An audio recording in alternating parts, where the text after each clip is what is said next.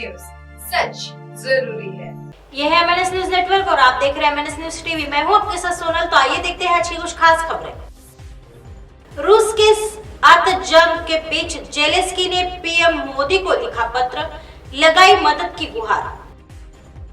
रूस के साथ बीते एक वर्ष से ज्यादा वक्त जंग लड़ रहे यूक्रेन के राष्ट्रपति वोलोदिमीर जेलेंस्की ने पीएम नरेंद्र मोदी को पत्र भेजा है।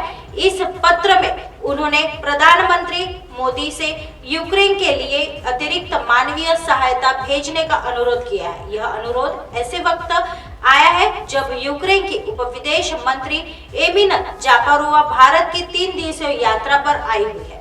जापारोवा ने कल भारत की उप विदेश मंत्री मीनाक्षी लेखी से भेंट के चलते प्रधानमंत्री मोदी जी को संबोधित राष्ट्रपति जेलेंस्की की यह चिट्ठी उन्हें सौंपी थी। इस पत्र में यूक्रेन ने दवाओं एवं चिकित्सा उपकरणों सहित अतिरिक्त मानवीय आपूर्ति का अनुरोध किया है। विदेश मंत्रालय की ओर से जारी एक बयान में यह खबर देते हुए बताया गया कि यूक्रेनी मंत्री ने यह भी प्रस्ताव दिया है कि यूक्रेन में बुनियादी ढांचे का पुनर्निर्माण भारतीय कंपनियों के लिए एक अवसर हो सकता है। बयान के अनुसार इस बात पर सहमति बनी है कि दोनों देशों के बीच अगला अंतर सरकारी आयोग पारस्परिक तौर पर सुविधाजनक तारीख पर भारत में आयोजित किया जाएगा। जापारोवा ने भारत के साथ संबंध बढ़ाने की इच्छा व्यक्त करते हुए कहा, भारत बड़ी भूमिका निभा सकता है। हम संप्रभु देशों के फैसले का सम्मान करते हैं। भारत भी अन्य देशों के साथ संबंध बना रहा है। यह आपको तय करना है, यह आपके लाभ के लिए है। उन्होंने कहा कि यूक्रेन भारत के साथ अहम सैन्य टेक्नोलॉजी एवं विशेष तंत्र को साझा करने के लिए तैयार है। जापारोवा ने साथ ही कहा, कई मायनों में भारत एवं यूक्रेन के बीच बहुत समानता है। हमारे द्विपक्षीय संबंधों में प्रगाढ़ता के लिए बहुत मौके हैं। यह हमारी बातचीत में सिर्फ एक शुरुआत है। वही एक सवाल के जवाब में उन्होंने कहा कि यूक्रेन के प्रजापति वोलोदिमीर जेलेंस्की भारत में G20 शिखर सम्मेलन को संबोधित करना चाहेंगे। आइए बढ़ते हैं अगली खबर की तरफ। पीएम से मिली इंदौर की तनिष्का। मोदी बोले, आप सुप्रीम कोर्ट विजिट कर अपनी चेयर देख सकती है। मध्य प्रदेश के इंदौर शहर की रहने वाली तनिष्का केवल 11 वर्ष की आयु में 10वीं की परीक्षा पास कर चुकी थी। तत्पश्चात 12 वर्ष में 12वीं कर ली। अब तनिष्का को पीएम नरेंद्र मोदी जी से मुलाकात का अवसर प्राप्त हुआ है। तनिष्का आंखों पर पट्टी बांधकर पुस्तक पढ़ लेती है तथा रूबिक क्यूब भी सॉल्व कर लेती है। तनिष्का की इस प्रतिभा के बारे में इंदौर के सांसद शंकर लालवानी को पता चला तो उन्होंने उसकी मुलाकात पीएम नरेंद्र मोदी जी से कराने की कोशिश की। तनिष्का ने दिल्ली में पीएम नरेंद्र मोदी से मुलाकात की। तनिष्का सुजीत ने बताया कि साइकोलॉजी में ग्रेजुएशन करने के पश्चात यूएस से लॉ की पढ़ाई करूंगी।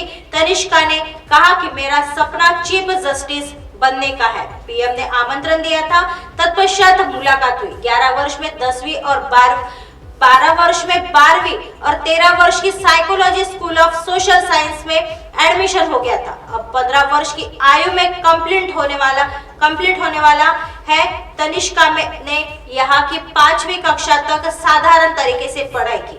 तत्पश्चात परिजनों को लगा कि बेटी कुछ अलग कर सकती है, इसलिए 5वीं कक्षा में 8वीं 10वीं का कोर्स कराया गया। तत्पश्चात 10वीं की परीक्षा के लिए राज्यपाल से परमिशन ली तथा परीक्षा में सफलता मिली। इंदौर की तनिष्का बेहद प्रतिभाशाली एवं होनहार है। तनिष्का ने कोरोना काल में अपने पिता को खो दिया था। तनिष्का ने बताया कि मेरा बचपन से सपना है कि बड़ी होकर सर्वोच्च न्यायालय में चीफ जस्टिस बनूं। इसके लिए खासी मेहनत की है। पीएम नरेंद्र मोदी जी से मुलाकात करने का सपना था। पीएम ने भी तनिष्का से मुलाकात के चलते कई मुद्दों पर लगभग 15 मिनट तक चर्चा की। पीएम जी ने सवाल जवाब भी किए। तनिष्का के सपने को लेकर पीएम ने कहा कि आप सर्वोच्च न्यायालय विजिट कर अपनी चेयर देख सकती है। तनिष्का भारत के बड़े टेक्नोलॉजी प्लेटफॉर्म में आयोजित कोडर का किताब भी हासिल कर चुकी है तथा उन्हें मध्य प्रदेश से 101 यंग अचीवर्स में भी चुना गया है, जिस पर पीएम ने भी खुशी जताई।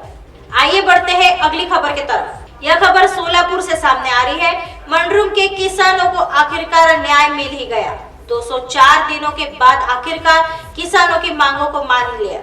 204 दिन बाद मनरूप के किसानों की मांग मानी गई। एमआईडीसी का सवाल 529 हेक्टेयर 17 ट्रैक्ट पर रिकॉर्ड रद्द करने का है। उपजाऊ जमीन में एमआईडीसी नहीं होने के स्टैंड पर अड़िग रहने वाले मंदरूप के किसानों को आखिरकार न्याय मिल ही गया। महाराष्ट्र औद्योगिक विकास निगम और उद्योग विभाग ने राजस्व प्रशासन को एक पत्र दिया है कि सेक्टर को डी नोटिफाई किया जा रहा है। मंडूप क्षेत्र के 149 किसान 175 दिनों से अनिश्चितकालीन हड़ताल पर है। आंदोलन पर ध्यान न देने पर 14 मार्च को कलेक्टर कार्यालय पर बैलगाड़ी मार्च निकाला गया। कलेक्ट्रेट के सामने चल रहे आंदोलन का 29वां दिन था। उद्योग विभाग ने 10 अप्रैल को और औद्योगिक विकास निगम ने आज दक्षिण सोलापुर के तहसीलदारों को एक गैर सूचना पत्र जारी किया।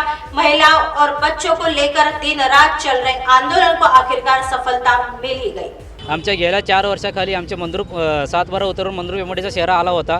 त्या संदर्भात आम्ही वारंवार प्रशासन ते मुंबई ते आपला तलाठी कार्यालयापासून मुंबई कार्यालयावर वारंवार त्यांना सांगितलं होतं की आमचे 7-12 उतर चुकीच्या पद्धतीने 7-12 उतरून एमआयडीचा शहरा कमी आलेला आहे, तो कमी झाला पाहिजे असं वारंवार सांगितलं होतं। त्याप्रमाणे त्यांनी आतापर्यंत दखल न घेतल्यामुळे आम्ही मागील 6 महिन्यापासून आंदोलन करत आहोत।